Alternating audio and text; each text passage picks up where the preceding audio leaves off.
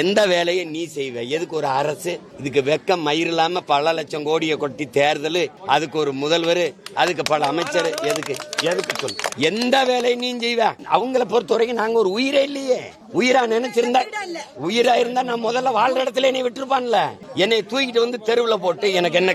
சென்னையில முதன்மையான நகரங்களே கழிவு நீர் மழை நீர் வழிந்து உடக்காவ இல்ல. எனக்கு என்ன இருக்கும்? மனு கொடுத்தா கேட்க மாட்டீங்க.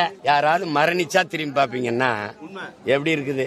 குப்பையை போடுறவனை விட்டுட்டு குப்பையை அள்ளி சுத்தப்படுத்துறவனை குப்பைக்காரன்னு கேவலமா பாக்குற சமூகம் இது. இதுகிட்ட போய் என்ன நீங்க நீதி கேட்பீங்க? கார்பரேஷன் கழிவறையை கழுவுறதுக்கு 350 ரூபா போடுது. ஊரு கழிவறையை கழுவுறதுக்கு 350 ரூபா. தண்டத்துக்கு போட்டு காசை போட்டு எடுத்து கொள்ளையடிச்சு சுரண்டி இந்த குப்பை எழுறவனை வச்சுக்க மாட்டேன், வாத்தியார வச்சுக்கிற மாட்டேன், போக்குவரத்து தொழிலாளியே வச்சுக்க, எல்லாத்தையும் கொடுத்துருவேன். நீ என்ன பண்ணுவ? சாராயங்காய்ச்சி விற்ப, சாராயங்காய்ச்சி ஊத்தி கொடுக்குறவன அரசு வேலையா வச்சுப்பேன். வேற இந்த வேலையை நீ அரசு வேலை இல்லாம தனியாருக்கு கொடுத்தா? நீ உலக நாடு எல்லாம் போறில அந்நிய முதலீடு இருக்கு. சிங்கப்பூர் போனேன். சிங்கப்பூர் இப்படித்தான் குப்பை அள்ளுதா? அதை பாக்குறதா? அதை பாக்கணும்ல. பிரிட்டன் இப்படித்தான் பண்ணுதா? அரபு நாடுகள்லாம் இப்படித்தான் குப்பை எழுதுதா? அப்ப நீங்க இதுல எந்த கேள்விக்கு பதில் இருக்கு? எங்க மின்கட்சி இருக்கும், எங்க இது இருக்குன்னு உங்களுக்கு தெரியாது. தண்ணிக்குள்ள தானே போறோம், சகதிக்குள்ள தானே போனீங்கன்னா கவனம்லாம் போயிருக்கும். அந்த தங்கச்சியை போட்டுருந்தானே இந்த பாதிப்பு வந்துருக்காது. அவள் போடாமல் போனதுனாலதான் இது தெரியும்.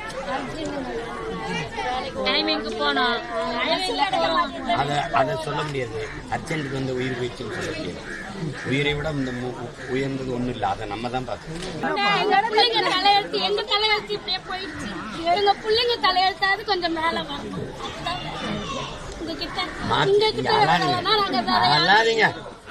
உங்க கண்ணீரை பார்க்க நான் இவ்வளவு கஷ்டப்படல. புரியுதா? தைரியமா மின்சாரத்துறையோட அலட்சியத்தால இந்த ஒரு உயிர் பலி. இதை வந்து நம்ம ஒரு விபத்துன்னு பார்க்க முடியாது. ஏன்னா இது வந்து நம்முடைய நிர்வாக குறைதான், இது கவனக்குறைவு. ஏன்னா இங்க இந்த மாதிரி இது அருந்து இருக்குது இந்த மழை நேரத்தில் அப்படின்னு மணிகண்டன் ஒரு தம்பி வந்து மின்னகத்துக்கு இந்த 2 முறை அழைச்சி பேசியிருக்கிறாரு, புகார் அளிச்சிருக்கிறாரு. அதுக்கப்புறமா அவங்க நாங்கள் நடவடிக்கை எடுக்கலாம், அவங்க தான் வந்து எடுப்பாங்க, இவங்க தான் வந்து எடுப்பாங்கன்னு சொல்லி அதுலேயே 2 நாள் காலம் கடத்திருக்காங்க. உரிய நேரத்தில் அதை கவனம் எடுத்திருந்தா இந்த உயிரை நம்ம வந்து இழந்திருக்க வேண்டிய நிலைமை வந்திருக்காங்க. அதனால இதை விபத்தா பார்க்க முடியாது. போயிட்டு இருக்கும்போது திடீர்னு அருந்து விழுந்துருச்சு மேலே அப்படின்னா அது விழுந்து கிடக்குது, நீங்கள் கவனம் பண்ணுங்க, அதை அப்புறப்படுத்துங்க அப்படின்னா அதில் அவங்க சொல்கிறாங்க பாருங்க, இறந்துட்டாங்கன்னு சொல்லி 1/2 மணி நேரத்துக்கு அப்புறம் தான் அணைக்கவே செஞ்சிருக்காங்க. அப்படின்னா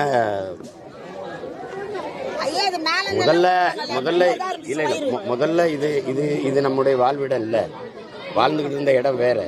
மொத்தமாக நகரத்துக்குள்ள நாங்கள் ஆதி தமிழ் குடிகள் இருக்கக்கூடாதுன்னு முடிவெடுத்து எங்களை எல்லாம் தூக்கி செம்மஞ்சேரி, கண்ணகினார், கல்லுக்குட்டை, பெரும்பாக்கத்துக்கு தள்ளுனதே இவங்க தான். நான் திருப்பி சண்டை போட்டேன். எங்களை கூட்டிட்டு போற சரி, இங்க யார குடி வைப்பாயின்னு கேட்டேன். அதுக்கு பதிலே கிடையாது. எந்த அடிப்படை வசதியும் இல்லாம எங்களை தூக்கணும் நீங்க போட்டுட்டு, இதெல்லாம் கட்டடம், இவ்வளவு இதெல்லாம் மனிதர்கள் குடியிருக்கிற வீடு மாதிரி இருக்கா மட்டும் பாரு. எல்லா வீடுகளையும் மின் இணைப்பு எப்படி தொங்குது பாருங்க, தள்ளுங்க பாருங்க. நீ இதுல எப்படி இது பாதுகாப்பா இருக்கும்? இவ்வளவு குழந்தைகளை வச்சுட்டு இப்ப இறந்து போயிட்டாங்க. இந்த பிள்ளைய 2 பேருடைய எதிர்காலத்தை பாரு. இப்ப கணவர் அவர் உடல்நிலை சரியில்லை, அவருக்கு தோல் நோய் இருக்குது, அவரால் வேலைக்கு போக முடியாது. ஒரே ஒரு மனுஷியுடைய உழைப்புல தான் இந்த குடும்பம் வாழ்ந்துட்டு இருந்தது. இப்ப அவ இல்லை உயிரோட. நிலைமை என்ன? நீங்க எப்படி இந்த சமூகத்தை பாக்குறீங்க? சாலை ஓரத்துல மலங்கழிக்கிறவனை விட அந்த மலத்தை அள்ளி சுப்பரப்படுத்துறவனை துப்புரப்படுத்துறான்ல, தூய்மைப்படுத்துறான்ல, அவன் அசிங்கமா நினைக்கிற சமூகம் அது. குப்பையை போடுறவனை விட்டுட்டு குப்பையை அள்ளி சுத்தப்படுத்துறவனை குப்பைக்காரன்னு கேவலமா பாக்குற சமூகம் இது. இதுகிட்ட போய் என்ன நீங்க நீதி கேட்பீங்க? கள்ளச்சாராயம் குடிச்சு செத்தவனுக்கு நீங்க உடனே போய் நிவாரணம் 10 லட்சம் கொடுத்து அவன் குடும்பத்தில் இருக்க பிள்ளைகளெல்லாம் அரசு படிக்க வைக்கும், அவங்களுக்கு எதிர்காலத்தில் அரசு வேலை கொடுக்கும். நீங்க இப்ப இந்த பிள்ளைகளுக்கு யார் படிக்க வைப்பா? கள்ளச்சாராயம் வித்தவன், கள்ளச்சாராயம் குடிச்சவனை விட இவங்க இந்த நாட்டில் குப்பையில அள்ளி அழுக்கை அள்ளி சுத்தப்படுத்துற பணியை விட ஒரு தூய்மையான பணி ஒன்று இருக்கா? சொல்லுங்க. இதே இவர்களுக்கு காலுக்கு பூட்ஸ், கையில் அந்த பிளாஸ்டிக் அந்த கிளவுஸ் கொடுத்துருந்தா இந்த மாதிரி இந்த நின்றுட்டு போனாங்க அவங்க எல்லாம் காலில் செருப்பு தான் போட்டுருக்காங்க. நீ பார்த்தீங்களா? எங்க கூட நின்று பேசணும் இல்லை? அதில் எத்தனை கோடி செலவு பண்ணிடுவோம்? ஏன் அவங்களுக்கு பாதுகாப்பான அந்த கருவிகளை கொடுக்கறதுல உங்களுக்கு என்ன பிரச்சனை? கையுறைகள் சரியா வழங்கல, பாதுகாப்பு கையுறை அந்த காலுக்கு போட்டு முழுக்க இந்த முழங்கால் வரைக்கும் போடுற இந்த கருப்பு பூட்ஸ் நீங்க பாத்திருப்பீங்க. அது போட்டு இந்த கையுறையை போட்டு போயிருந்தா இந்த தங்கைக்கு இந்த விபத்து நேர்ந்திருக்காதுல்ல.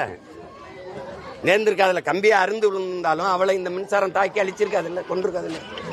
ஆனா காம்பன்சேஷன் ஒரு 20 லட்சம் ரூபாய் கொடுத்திருக்காங்க, அது போதுமானதுன்னு நினைக்கிறீங்களா? 20 லட்சம் ரூபாய் அவ இளம் வயதிலே இறந்திருக்கா. அவ வாழ்நாள் முழுக்க பயணம் செஞ்சா 85 லட்சம் சம்பாதிப்பா. என்னடா சொல்ற? 85 லட்சம் சம்பாதிப்பா. நீ 20 லட்சத்தை கொடுத்து என்ன பண்ணும்? இவன் எதிர்காலத்துக்கு யார் பொறுப்பு இருக்கிறது? யார் பொறுப்பு இருக்கு?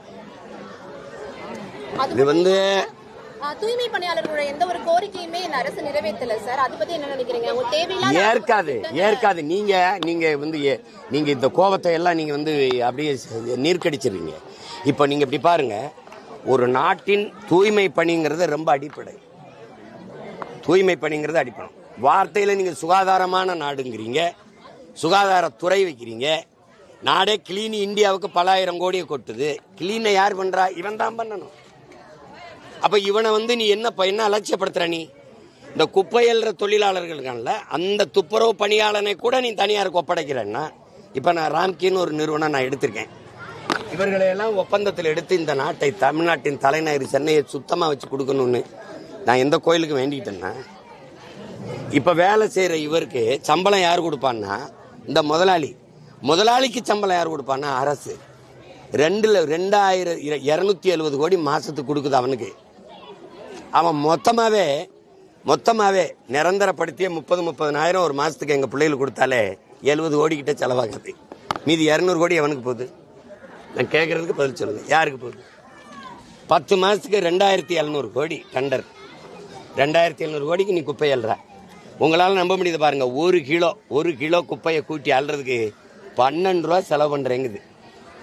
12 ரூபா செலவு பண்றேங்குது அரசு. 12 ரூபாயா ஒரு கிலோ குப்பை அல்ல தம்பி.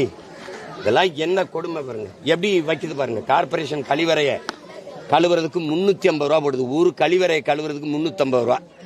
தெண்டத்துக்கு போட்டு காசை போட்டு எடுத்து கொள்ளையடிச்சு சுரண்டி இந்த குப்பை எழுறவனை வச்சுக்க மாட்டேன், வாத்தியார வச்சுக்கிற மாட்டேன், போக்குவரத்து தொழிலாளியே வச்சுக்க, எல்லாத்தையும் கொடுத்துருவேன். நீ என்ன பண்ணுவ? சாராயங்காய்ச்சி விற்ப, சாராயங்காய்ச்சி ஊற்றி கொடுக்குறவன அரசு வேலையா வச்சுப்பேன். வேற இந்த வேலையை நீ அரசு வேலை இல்லாம தனியாருக்கு கொடுத்த பதில் வச்சிருக்கியா? எல்லாத்தையுமே உன்னால நிர்வகிக்க முடியாதுன்னு தனியார்ட்ட கொடுத்து கல்வி, மருத்துவம், போக்குவரத்து, மின் உற்பத்தி, விநியோகம், குடிநீர் விநியோகம், சாலை ஓடுதல், பராமரித்தல், எல்லாத்தையுமே நீ தனியாருக்கு கொடுத்துட்டீங்கன்னா இந்த குப்பையல்ற தூய்மைப்படுத்துற தூய்மை பணியாளர் எல்லாம் எந்த வேலையை நீ செய்வ? எதுக்கு ஒரு அரசு? இதுக்கு வெக்கம் மயிர் இல்லாம பல லட்சம் கோடியை கொட்டி தேர்தல், அதுக்கு ஒரு முதல்வர், அதுக்கு பல அமைச்சர், எதுக்கு சொல்லு? எந்த வேலையை நீ செய்வ? இதுல இவன் கேட்கிற பணி நிரந்தரம், என் பிள்ளைகள் கேட்கிற பணி நிரந்தரங்கிறது பணி பாதுகாப்பு. இந்த பாருங்க, தாழ்த்தப்பட்ட மக்கள் தான் இந்த பணியை செய்யறாங்கன்னு நினைக்கிறேன். அரசு வேலைன்னு கொடுத்தா யாரும் அள்ளுவான். நான் உங்ககிட்ட கேட்கிறேன், இந்த முடிதிருத்துற பணி இருக்குல்ல, இன்னைக்கு எங்க மருத்துவர் குலம் செஞ்சுக்கிட்டு இருந்துச்சு, அவங்க தான் செய்யறாங்கன்னு நீங்க நினைக்கிறீங்களா? இன்னைக்கு என்னோட வா, எல்லா பயிலும் முழுக்க இந்த சலூன் கடைன்னு வச்சிருக்கிறவங்க வட இந்தியா வச்சிருக்கான். புரியுதா? இந்த சலவை தொழிலாளி இருக்கான்ல, நான் போட்டிருக்க சட்டை இருக்குல்ல, இது மொத்தமா இந்த சட்டை 1500 ரூபா. ஒரு தடவை தேய்ச்சி தர 25 ரூபா. 10 தடவை தேய்ச்சா சட்டை காசை விட அதிகமா இருக்கு. தேய்க்கிறவன் யாரு தெரியுமா? எங்கால் கிடையாது, வேற ஆளு. நீ வருவாய் எங்க இருக்கோ, வேலை இல்ல, வேலைன்னா எந்த வேலைக்கும் செய்வான். இப்ப நான் வந்துட்டேன், இந்த தனியார் ஒப்பந்தத்தை தூக்கிட்டேன், அரசு பணின்ட்டேன்னா என் பிள்ளை படிச்சவன் எல்லாரும் என்ன நான் போட்டு கொடுத்துருவேன், கிளவுஸ் கொடுத்துருவேன், உயர்ந்த வாகனம் கொடுத்துருவேன். இப்படி இந்த கேவலமானது இல்லை. ஏன் நீ உலக நாடு எல்லாம் போறீல, அந்நிய முதலீடு இருக்கு. சிங்கப்பூர் போனேன், சிங்கப்பூர் இப்படித்தான் குப்பையா அள்ளுதா? அதை பார்க்கறதா? அதை பார்க்கணும்ல. பிரிட்டன் இப்படித்தான் பண்ணுதா? அரபு நாடுகள்லாம் இப்படித்தான் குப்பை எழுதுதா? அப்ப நீங்க இதுல எந்த கேள்விக்கு பதில் இருக்கு? பணி நிரந்தரம் வேணாம்னு சொல்றது, பகுதி நேர ஆசிரியர்கள் பணி நிரந்தரம் கேட்கிறான், அதுவும் வேணாமா? செவிலியர் கொரோனா நேரத்தில் தேவதைகளா தெரிஞ்ச செவிலியர் கேட்கிறாங்க, எங்களுக்கு பணி நிரந்தரம் பண்ணணும், அது வேணாமா? அரசு மருத்துவர்கள் போக்குவரத்து தொழிலாளர்கள் எல்லாம் பணி நிரந்தரம் கேட்கிறான். வேணுமா வேணாம்? ஆனா இப்ப ஸ்டாலின் வேணுமா வேணாம்? அந்த 6 புதிய திட்டங்களுமே புதிய திட்டம் இல்ல, அது மத்திய மாநில அரசோட பழைய திட்டங்கள் தான் அப்படின்னு ஒரு ஒரு ஒரு ஒரு பேச்சு இருக்கு. அதை பத்தி சொல்லுங்க தங்கச்சி. நான் ஒன்னு இருங்க, கொஞ்சம் இருங்க. காலையில உணவு போடுறேங்கிற எங்களை சோத்துக்கு சேர்த்த கூட்டம்னே நினைச்சுக்க. நீ வேலை கொடு, சம்பளம் கொடு, நாங்க சாப்பிட்டுக்கிறோம். நீ என்ன காலையில வா சோறு போடுறேன்னு? முதலாளிக்கு நான் போய் வேலை செய்வேன், சோறு கவர்மெண்ட் காசுல நீ போடுவியா? சொல்லு, எப்படி இருக்கு? மருத்துவ காப்பீடு 2 லட்சம் அரசு கொடுக்கும், இறந்தா 10 லட்சம் அரசு கொடுக்கும். என் உழைப்ப முதலாளி சுரண்டி அவன் சம்பாரிச்சுட்டு போவான். என்ன இது? எந்த வழியில நியாயம் சொல்லுங்க? எந்த வழியில நியாயம்? இந்த காசுகளை வச்சு எனக்கு பணி நிரந்தரம் பண்ணி விட்டுரு, அவ்வளவுதானே. ஏன் நீ பண்ண மாட்டேன்னா, ஓய்வு பெறும்போது எனக்கு ஓய்வூதியம் கொடுக்கணும், ஊக்கத்தொகை கொடுக்கணும், எனக்கு நிலுவைத் தொகையை கொடுக்கணும். அதுக்கு வந்துட்ட காசு இல்லை. ஏன்னா 10 லட்சம் கோடி கடனை வாங்கி நீயே கடன்கார பயலாம் இருக்க. அப்ப நீ இவங்களை இதை செய்ய மாட்ட. இப்ப நான் ஒப்பந்த கூலி, இவர் எனக்கு நிரந்தரமாக்குன்னு போறான்னா இவனை தூக்கிட்டு வேலை இல்லாம இருக்க, எனக்கு வேலை கொடுன்னு இவனை சேர்த்துக்குவேன். இவன் போறான்னா இவனை தள்ளிட்டு இவனை கூப்பிடுவேன். இதுக்கு தான் ஒப்பந்த கூலியெல்லாம் எங்களை வச்சுக்கிறேன். இப்ப இது எந்த மாதிரியான அணுகுமுறைங்கிறத, இது நிர்வாக திறமையுள்ள ஒரு அரசின் வேலை இது இல்ல. கடந்த மாதம் ஒரு தூய்மை பணியாளர் நீங்க இருங்க, நீங்களே சோசலிச கியூபாவை காப்போம்னு ஒரு மாநாடு போடுறீங்க. சோசலிச கியூபாவில் இப்படித்தான் எல்லாம் தனியாருக்கு கொடுக்கப்பட்டிருக்கான்னு நான் கேட்டா அதுக்கு பதில் இருக்கா? கல்வி, மருத்துவம், போக்குவரத்து எல்லாத்தையும் அரசு தானே வச்சிருக்கு. நீ ஏன் எல்லாத்தையும் தனியார் கொடுத்த? எதுக்கு தனியா? கண்ணகி நகர்ல இன்னமும் பல இடங்கள்ல மின்சார கேபிள்கள்லாம் தொங்கிட்டு இருக்கு, மக்கள் அச்சத்தோட இருக்கிறாங்க. எங்களுக்கு அவங்கள பொறுத்த வரைக்கும் நாங்க ஒரு உயிரே இல்லையே. உயிரா நினைச்சிருந்தா, உயிரா இருந்தா நான் முதல்ல வாழ்ற இடத்துல என்னை விட்டுருப்பான்ல. என்னை தூக்கிட்டு தெருவில் போட்டு எனக்கு என்ன? சென்னையில முதன்மையான நகரங்களே கழிவுநீர் மழைநீர் வழிந்து உடக்காவ இல்ல, எனக்கு என்ன இருக்கும்? அங்கேயே மின்கசிவு ஏற்படுது, எதுவுமே இல்ல. உலகத்துல மக்களின் உயிர் மீது அக்கறை கொண்ட ஒரு அதிகாரம் இருந்தால் அது கவலைப்படும். மழை நேரம் வருது, பருவம் மாறுது, அப்ப சரி பண்ணணும். எங்கெங்க மின் இணைப்பு சரியா இல்லை, எங்கெங்க மின்கசிவு ஏற்படு பார்த்து சரி பண்ணணும். அதை பத்தி கவலைப்படாத அரசுகிட்ட நீங்க போய் அந்த அதிகாரத்தை நிறுவிட்டு இப்ப போய் கோவப்பட்டு என்ன பண்றது? ஒரு உயிர் போனா கோவப்படுறோம், கத்துறோம். யாராவது செத்து உங்களுக்கு உணர்வு கொடுக்கணும், உங்களுக்கு புரிய வைக்கணும்னா எத்தனை பேர் சாகுறது சொல்லுங்க நீங்களே.